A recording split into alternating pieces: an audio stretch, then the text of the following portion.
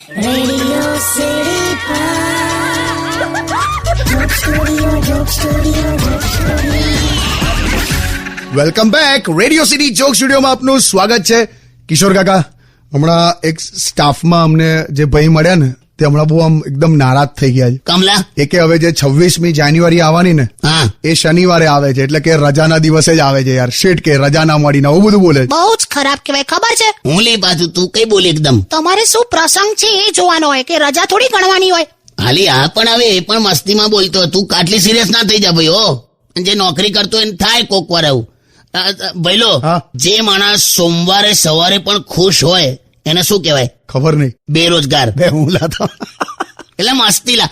આ તો કઈ નહીં, પણ હવે તું આટલી બધી સિરિયસ ના થઈ જઈશ. હું તો દેશભક્તિના ગાયનો અત્યારથી ચાલુ કરવાનું છું. યે દેશ હૈ વીર જવાનો કા અલબેલો કા મસ્તાનો કા ઇસ દેશ કા યારો.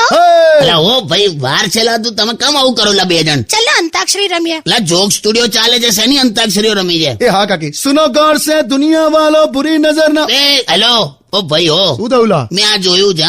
જ્યારે પણ અંતાક્ષરી રમવા બેઠા હોય ને તો સૌથી ભયંકર અવાજ જેનો હોય ને કર્કશ, એને બધા ગીતો આવડતા હોય, એ પણ આખા. બે શું યાર? તમે તો કોઈ દિવસ અમારી સાથે અંતાક્ષરી રમતા નથી. તમે તો એકલા એકલા ગીતો સાંભળ્યા કરો છો. એમાંય તને તો વાંધો હોય છે. જૂના ગીતો સાંભળું તો કે ઓહો કે કોની યાદમાં તમે અત્યારે આવા ગીતો સાંભળો છો, અને નવા ગીતો સાંભળું તો કે ઓહો કે બહુ જુવાની ફૂટી છે કે. મજા આવે છે મને આવું બધું તમને કહેવામાં. મને નહીં આવતી પણ. પણ હું તો ખરેખર સારું ગાઉં છું કાકા. જો વંદે માતરમ. એ હલો ભાઈ, હા સરસ અવાજ છે હા બકા તારો. Thank you. તારો આટલો સરસ અવાજ છે તો તું કુલ્ફી વેચતો હોય તો? એટલે અવાજ જેનો સારો હોય એને કુલ્ફી વેચવાની? દાદા એક વાત છે. વેચ જાવલા યાર તમે. Stay tune with radio city 91.1.